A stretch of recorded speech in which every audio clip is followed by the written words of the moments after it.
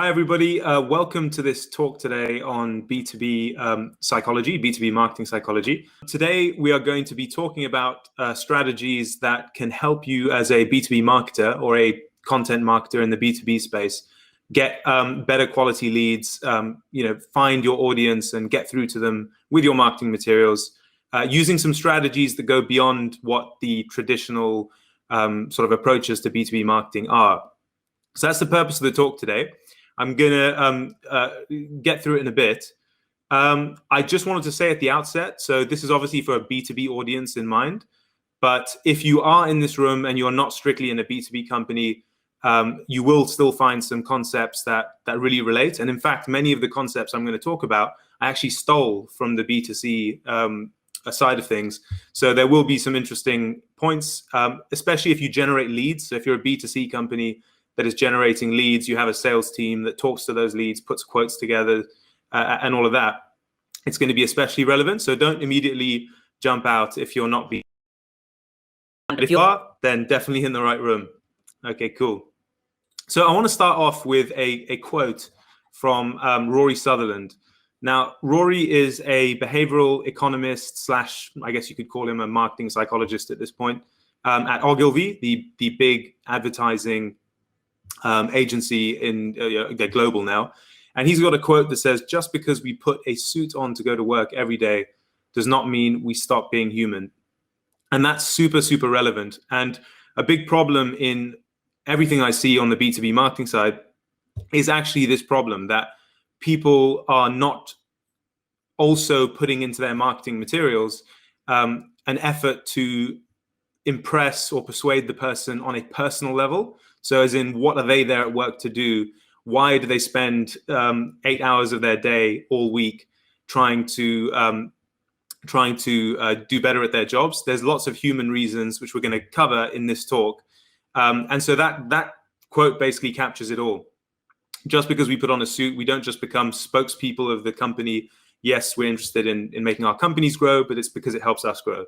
And so if we can update what we're doing on our marketing to reflect this, we can capture people on multiple levels. So in terms of the structure of the talk, I'm just going to quickly go through that. Oh, the keyboard doesn't work. Yep. So we're going to quickly cover why we're interested in B2B marketing psychology. Like, why do we need to even talk about this topic? Then what it is, and kind of how it differentiates from traditional content strategy, which is, almost like a nascent version of marketing psychology. So many of you may already be doing a lot of these things.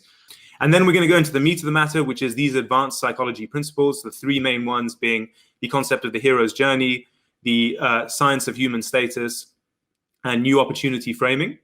And then I'm going to go into examples at the end that are sort of examples of how you can update marketing material to fit this kind of profile. And that's going to be the structure of the talk. So before we do that, just a little bit about me. So why am I kind of qualified, let's say, to talk to you about this? My name's Rory Kotch, and I'm the founder of The Brains. This is an agency in the UK that also has a big office in Bulgaria, in Europe. And I'm sort of the resident B2B nerd.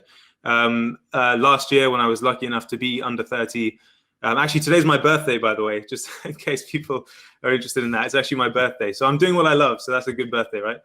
I was sort of in this list of 30 under 30 B2B marketers.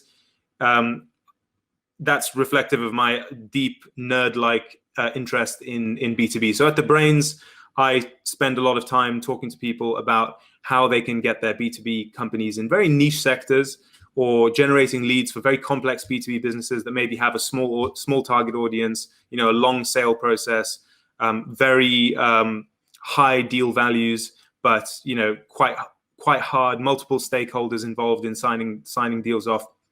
And so how you can make your sort of technical, often very niche business propositions really land with those people and stand above the competition. So that's why I actually veered into marketing psychology, because it was in my effort as this B2B person advising companies on how to generate leads in the B2B space, that I was looking for a competitive edge. I was looking for some IP, let's put it that way, some intellectual property or something that I could build a case for a better way of doing things on the B2B lead gen side. And so that's really why this whole talk came about. And there's at least 18 months of research now that's gone into this. If you ever want more information, by the way, just at the outset, you can visit my website. I've got several PDFs on there about marketing psychology. So let's go into why B2B marketing psychology. And this really speaks to why I got into this in the first place. And it's a kind of recognition that content strategy is no longer enough. And we're going to in the next slide cover what traditional content strategy is. But so it was a recognition that there's tried and tested ways that B2B marketers build their landing pages, build their content strategy, their blogs, their lead magnets, their webinars, that are all aimed at attracting, a sort of top funnel audience into their kind of marketing funnels. And so things like the marketing personas and all the rest of it, this is what we call sort of traditional content strategy. And I was realizing that we've arrived at a kind of peak content where most B2B companies in your space, potentially even much larger ones, already are doing a lot of this. And so how do we stand up above that? Especially maybe if we've got a smaller budget as a B2B company, there's some Goliaths in the industry. How do we actually make our content, our lead magnets, our ads have better metrics than these competitors with a huge budget who are investing way more into content production? So I just realized that we needed an edge here. We needed something. So that's why B2B marketing psychology is a way of going deeper than content strategy.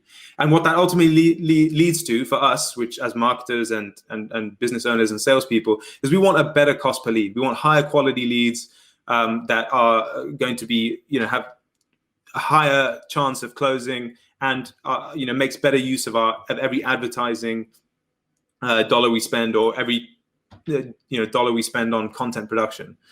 So that's really why. That's why, if you do this correctly, the point is that your content, everything stands up above everyone else. And we're going to go through that. That's the point of this talk.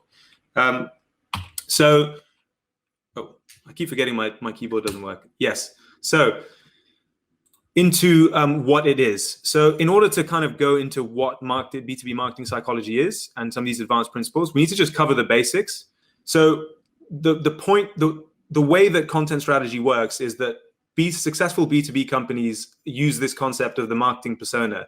And that is basically a kind of proto-psychology in a way. It's like you trying to work out who it is that I sell to in as finer detail as you can, what they like, what they don't like, what topics interest them, what they need to succeed in their job, what their objections are to using services like yours, what the alternatives are that they might be considering, and then trying to work backwards from that, what content you need to deliver. So if you took like a marketing agency like mine, my customer personas are might be someone that I might do it by industry. So I might have a tech person, a tech founder that's really interested in the numbers. I might have a B2B kind of services audience, and I might have like a financial services, right? Or I could say my three personas are a sales director, a marketing manager, and a business founder, because they're three different people. They have three different actually ways of judging information and things that they actually want to take seriously. So the concept of personas allows you to break down your audience in as fine a detail as possible, and you create content that aligns with each of those personas. So you don't create an ad that is targeted at everyone. You have your ads targeted to specific people, and this is linked to this concept of personalization. I'm sure you see it all the time on the B2C side. On Facebook, if you have just had a child, you're going to start seeing ads for babies, for baby clothes, for preschools and all that. If you are clicking all the time on sports related stuff, you're going to see pictures, ads about gym memberships and personal trainers and all that. So personalization is just part of personas. This is how we in the B2B space really try and craft as personalized as possible information for our personas. The next bit of this is the buyer's journey. The buyer's journey is just a reflection that most people in your market, especially if you're sort of quite complex, are aware that they have problems. Like let's say you're just to use my agency still, even if you had a marketing department that was working okay, you might be aware that, hey, we're struggling to find the return on investment on channels, the tracking doesn't seem to be working too well. we think things are going well, but I'm kind of aware that that's a problem, that I might be in a dark space there. But it's not that you're considering anyone. It's not that you're looking to hire someone. It's not that you're looking for freelancers or to hire an agency or something. You're just aware that you might have a general problem, and you might be receptive to messages that are sort of top of funnel, that are trying to teach you something. The second stage of the buyer's journey, and by the way, this buyer's journey can be built out in different ways. This is like the real core. But the second stage is the consideration phase, where you realize you've got a problem and you're now considering your options. You're like really interested in solving that problem, and you're researching, looking for articles, watching videos, maybe on people's websites to see how they talk about it. And you're kind of sort of saying, yeah, I've identified I've got this problem and I really do want to solve it, but how do I go about doing that? And the final stage is somebody's actually ready to make a decision. They've actually learned everything they need to learn, and they're now trying to evaluate suppliers on who's the best person for them. So that's the typical buyer's journey. And most of the market is at the top there. They're sort of aware of something, but they're not really motivated to act yet.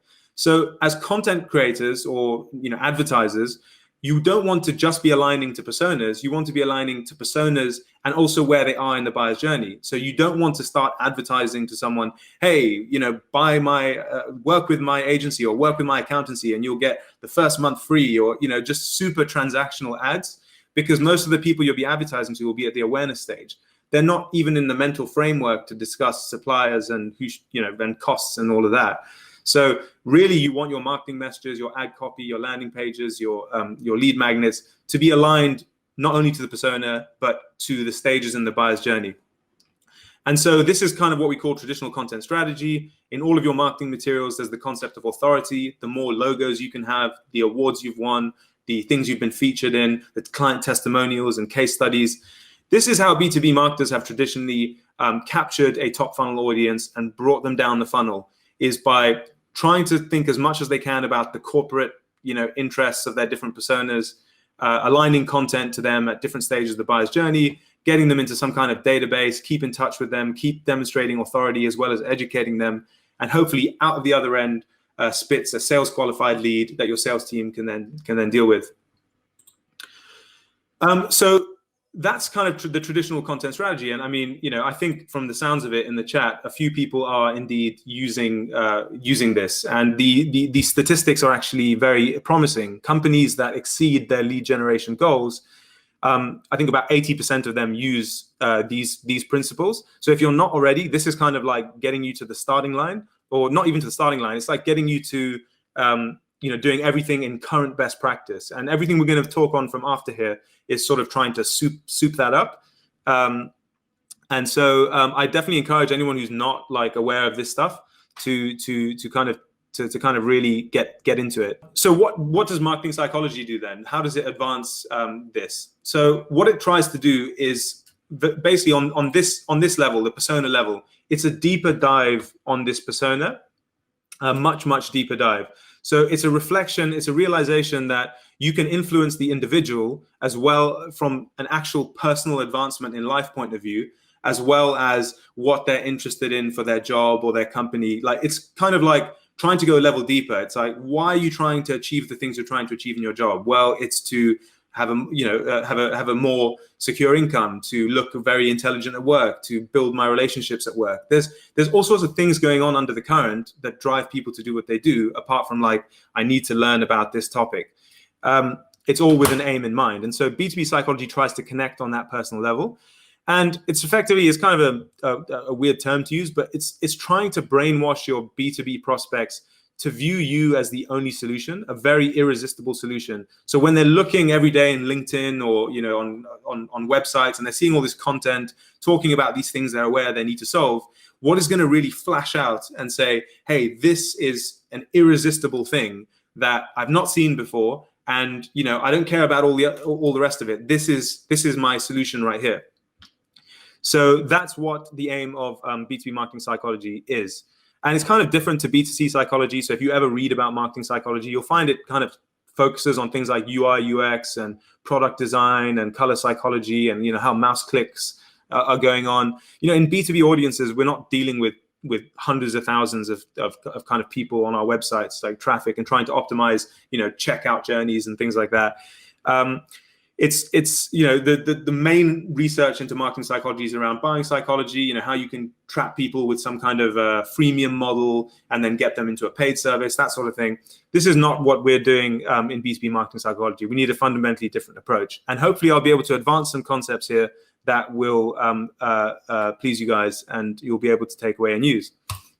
So that's what we're going to cover now. So before I jump into the stuff that you really want to hear, the advanced B2B psychology principles, I'm going to cover these three items: the hero's journey, human status, and new opportunity framing. And at the end, we're going to kind of put it all together to see how it all works. So if it sounds a bit theoretical, that's because, this is a theory that I'm advancing to you. So I would just say to wait till we get to that last slide, and you're going to see how it all stitches together. I would also say that some of this stuff can sometimes sound like a kind of pessimistic view of human beings in a way. But, we want to look for what works as marketers. There's certain contexts where B2B psychology infusing in your marketing materials is more appropriate than others. It's not to say rewrite your whole website to, sound like some huge transformative journey, which we'll get into. But these are principles that should guide you rather than being like, okay, well, I need to chuck everything I've done out the window. So all of the standard content strategy stuff still applies. This is help you maximize, especially in your lead magnets. So the ads that you're going out to collect top funnel leads. This is where the ad copy, all of that is going to really, really shine, and also on some landing pages, depending on what you're doing. So the hero's journey. Let's start with that. So the theory here is that all human beings are essentially dramatic animals. So before the sort of enlightenment, or let's say rationality, since we kind of discovered science, the theory of the atomic theory and everything, human beings, and they still do today, look at the world as a stage on which a drama is happening, which is why, before we had the scientific revolution and all that, people would look at the world as everything is an actor on this stage. So human beings are actors, nature is an actor, gods are actors. And there's this sense of these archetypal human forces that shape everything. And so it was concepts like, the benevolent king, the tyrannical king, the benevolent mother, the vengeful mother. Like there's all sorts of archetypes that we've infused in the way we look at the world. And so we actually still, as human beings, despite having rationality, on board, we are still fundamentally dramatic animals that seek drama, and we really like stories. We really love stories. It's why we spend all of our time watching Netflix and YouTube and not doing our job. So it's because we love stories.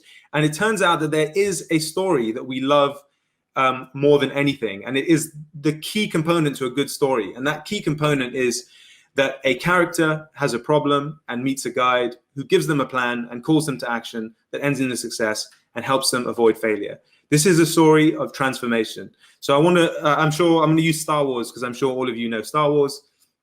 Luke Skywalker has a problem. He wants to liberate the galaxy from the tyrannical oppression of the Galactic Empire.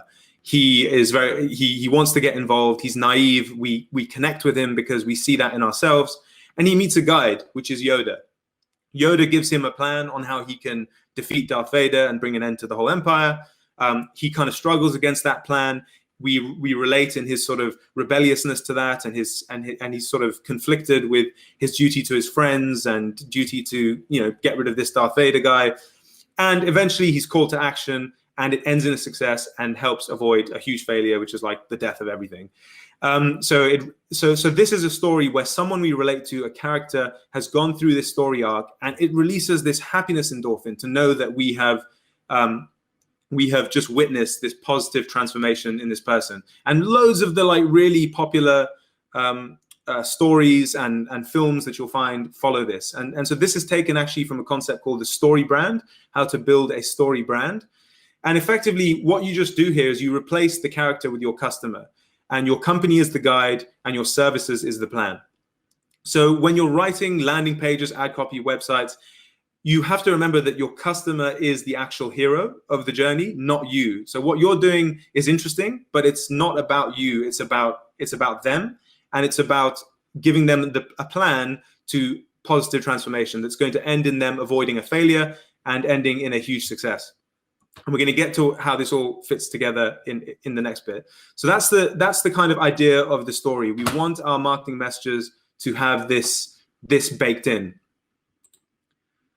So I then need to give you this wider understanding of human status.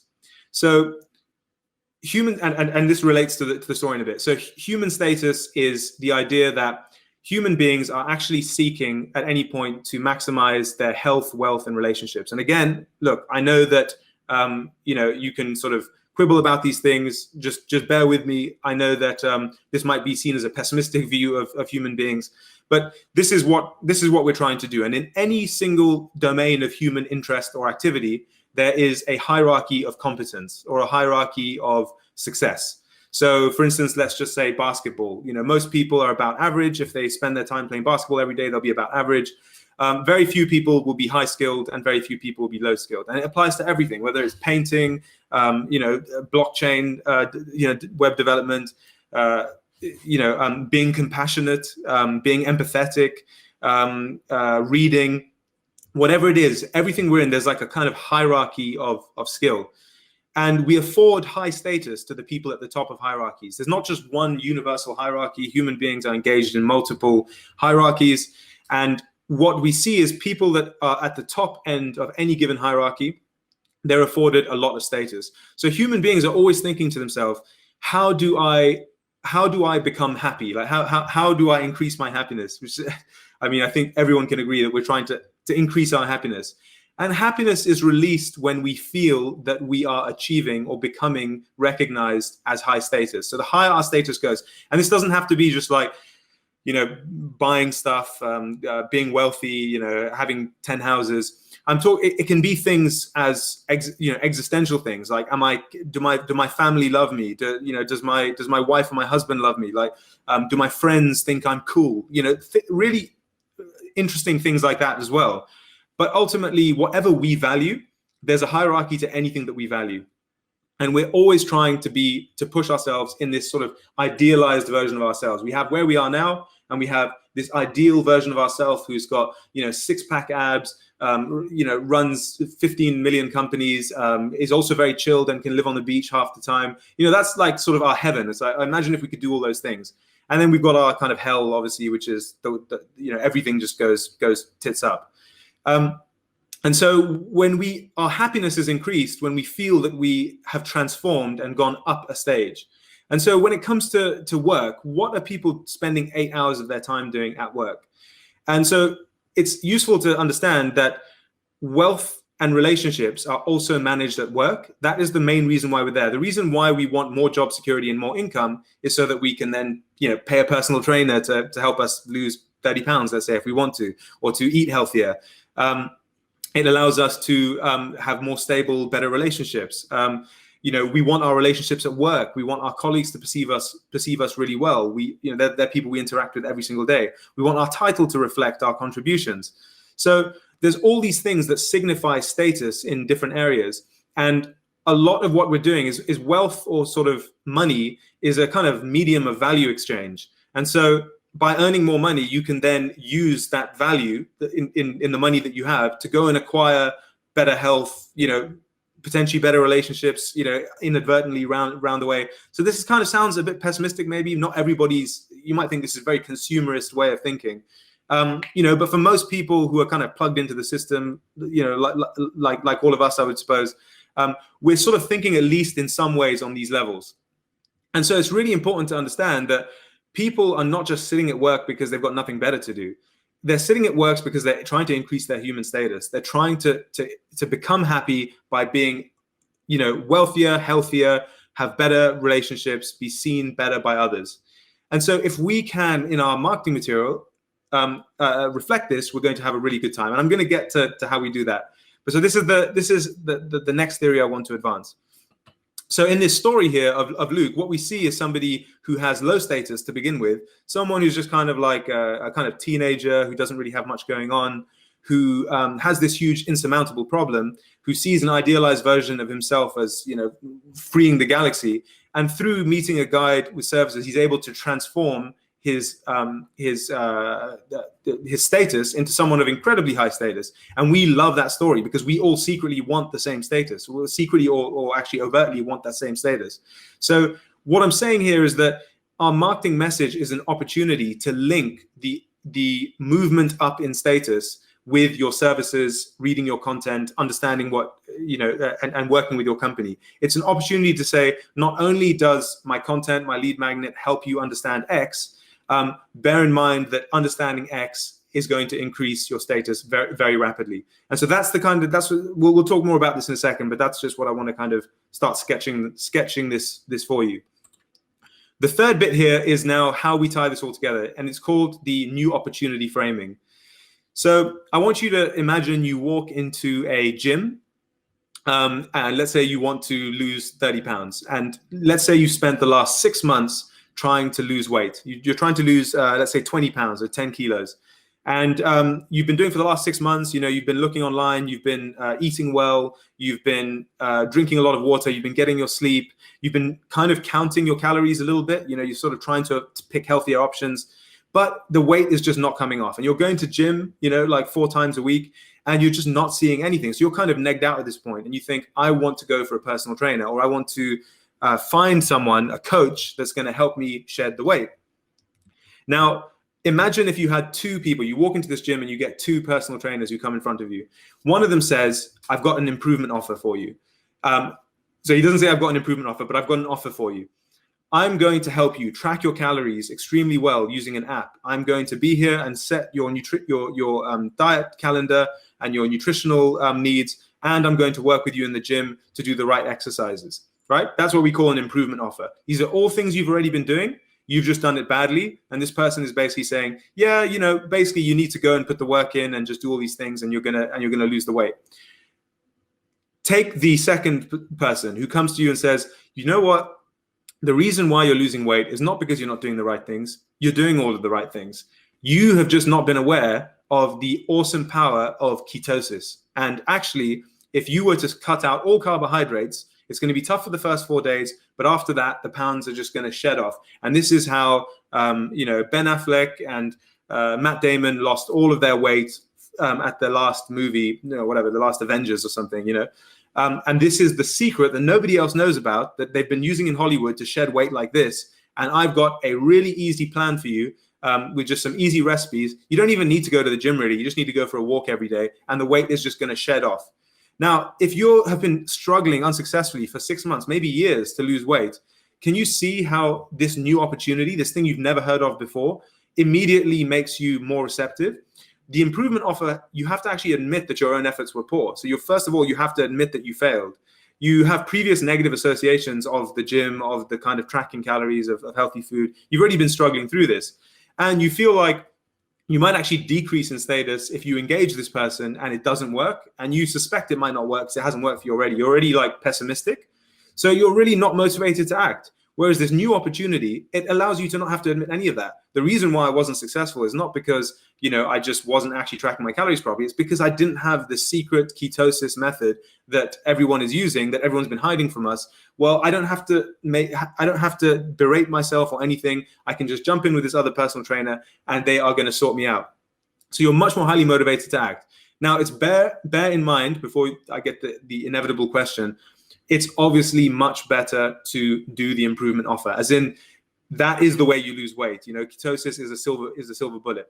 So what this all means is and this is where I got the most of my research from, is I looked on the internet and I said, who are the people who are the most successful in their content marketing? Who are the people that make millions of pounds without ever speaking to anyone, just based on the power of their content? And the answer was the personal gurus.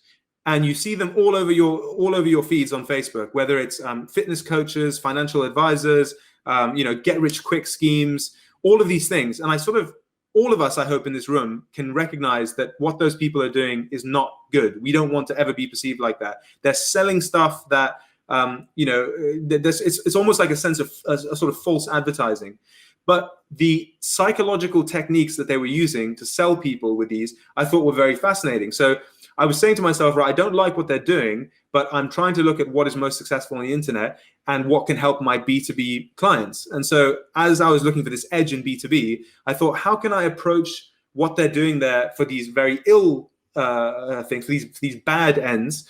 How can I take the same psychological principles and maybe use them for my B2B content? So when I'm making lead magnets or ad copy. So I'm not selling anything at that point, I'm selling content. I'm getting people at the top of my funnel. I figure that is an ethical use, a much more ethical use of that, whatever science is going on there. And so that's where I came across the kind of new opportunity framing, which is effectively a way that you have to spin your services, your content as a totally new revolutionary opportunity that nobody else has, right? So it's like, we're going to get to some examples at the bottom, but it's like, which one would you rather read? The 2021 Guide to Retargeting, by the brains you've never heard of, the 2021 Guide to Retargeting, or would you rather like to read how this marketing manager doubled online revenues using this one secret retargeting trick that nobody's heard of? That second one basically signals a totally new opportunity.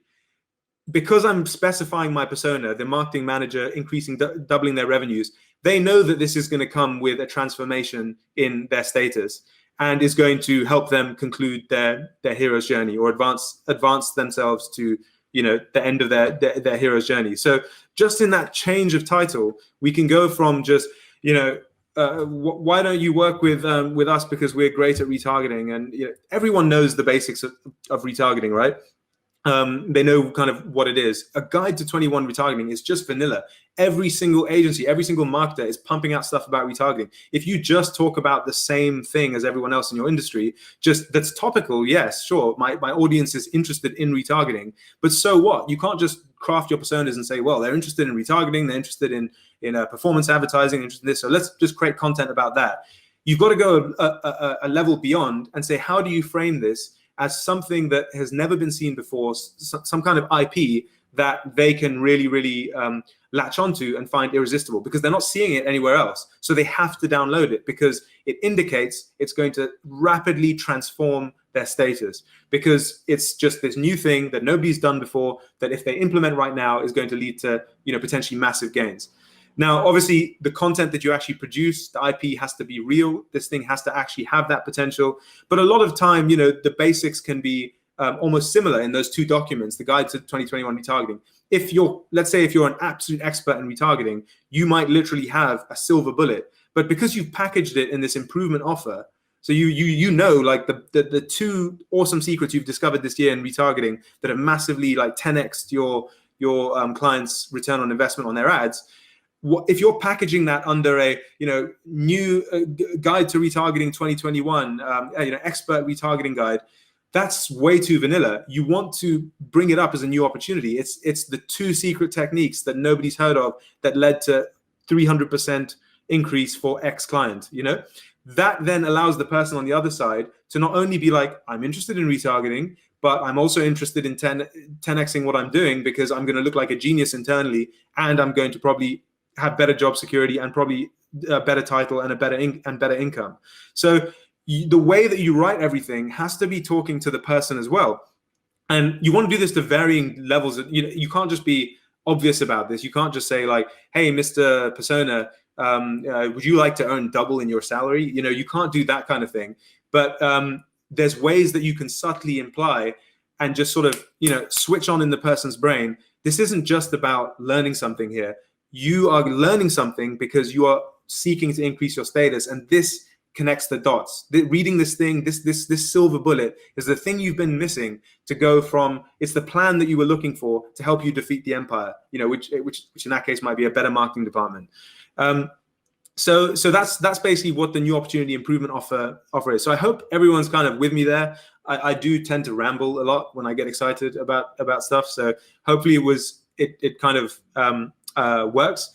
And I'm just going to go into just tying it all together. So if we put this all together, the B2B customer is the protagonist in the story of their life. and what they're doing at work is part of that story. They crave a happy ending, and they need to be perceived as high status, however they define that status. They need a guide to help them achieve this high status, as it's difficult to get to the top of any hierarchy alone. And your marketing material must communicate a new opportunity to transform their status quickly, in addition to all the traditional persona and topical content strategy relevance. And so what people want is to be able to link clicking your ad, downloading your lead magnet, downloading your submitting a contact form with a rapid increase in status. So here are some lead magnet titles that I would call vanilla. So like this topic, right? An introduction to B2B marketing psychology. Okay, it is quite a niche topic anyway. So, fine. Some people will still find that interesting. But how this B2B marketer doubled leads with these corporate psychology secrets is a lot more optimized than that. You've got the 10 best retargeting tips. Marketing managers are blown away by this revolutionary new retargeting tech that increases online revenues by 60%. This is just when you're looking at these things just come up, in a feed on LinkedIn, let's say, and you just say the top 10 retargeting tips. Like, that is so vanilla. Like, any top 10, if you're creating any content that has the top 5 anything, the top 3 anything, you may as well just not bother. I mean, it's like people might read that, yes, but you're just ticking a box at that point. It's like, who cares about the top 5 tips? Like, there's peak content. Like, I just need to Google retargeting for 1 second. It will just be just massive amount of stuff. So you want something that blows it out of the water. This one, infrastructure owners and geospatial analytics. This was for a client that is a geospatial analytics company. And so instead, you go lessons learned from the Edenville Dam failure, how to avoid them using military-grade satellite observation. This is the same title that they were using before, the one on the left, which was just to sort of tell infrastructure owners, people who own dams and pipelines, how geospatial analytics works. And that was the title. But this over here, a recent dam failure, everyone in the industry was talking about this dam failure. It was a massive high-profile thing, and how to avoid them using military-grade satellite observation. It all just kind of people want to avoid failure, right? That's another one.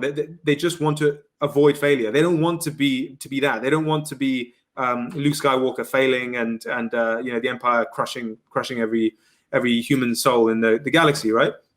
So failure can also be a good one. How to avoid failure. And then this one, the guide to Microsoft Cloud software for small business.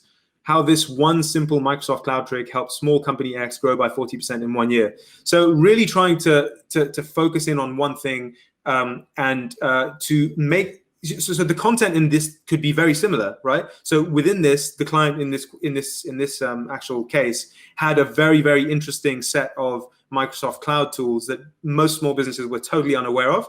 But they're just saying the guide to Microsoft Cloud software. I mean, you can just go to Microsoft's website and download a guide. What you want is the true value, like the thing that's going to transform value, and so that's how you would optimize the title, right? So I think we're 5 minutes, so I have to turn the Q&A on. So let me just do that.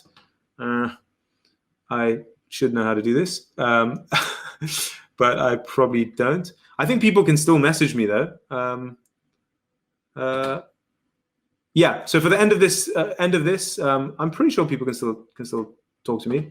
Yes. So if anyone has any titles that they're working on at the moment that they would like to just kind of post in there, I'm happy to do some quick fire stuff to the best of my ability. But if I don't, I'll understand. It's kind of marketing material. You might not want to push that up. And I've got poll results as well. Cool. Okay, well, look, guys, that's my title. My thing. If anyone has any questions, I think it's live. I mean, the Q&A seems live to me right now. Let me stop sharing. I'm pretty sure it's live, but maybe not. But anyway, if you want to look, if the Q&A doesn't work, there's my email over here. Like I said, there's a YouTube channel. So Andre asks, personal finance simplified. So if you're doing personal finance, that's a very good niche for some of these techniques. So you'd have to say something like, well, I don't know exactly what you do, but let's say you dealt in tax, or you dealt in if it was, I don't know if is it wealth management, or is it sort of or just actual personal finances in terms of like tax and all the rest of it. Because if it were, you might say something like the hidden cost of not submitting X or Y, and how to it can be millions, how this person avoided bankruptcy, something like that, and it's like a kind of case study type content that focuses in on one area. What else we got here? One of our ebook titles, this is from Rugile, sorry if I got that wrong. One of our ebook titles is working on enterprise communications, the benefit of using virtual phone number. Okay, so that's one where everyone is aware of virtual phone numbers now, or a lot of people are. So ideally, you want to maybe think about some other USPs that you've got and link it to something real. So in order to motivate someone, they need to know how they're going to save money or how they're going to make money. So ideally, you could say like one could be around leads. Let's say the number of leads you lose. Something about how many leads you lose. So you could say like how this business owner how this business owner didn't realize they were losing 30 leads a month because of old dinosaur phone numbers, and how digital phone numbers can help you generate twice as many leads through better tech or something. Because then the person is thinking about, it depends who your personas are, right? If your persona is like the business or the operations person, you could maybe do it on like the cost saving of it, but you kind of want to think like that, and actually probably specify the persona. So how this COO saved 20% on telecommunications using this new digital virtual number stack or something. But yeah, lovely to spend this time with everyone. I really hope you found it useful, and at least we're inspired to maybe relook at some marketing materials with that kind of eye, just being a bit more punchy in your messaging, and really realizing that the person on the other side is a human.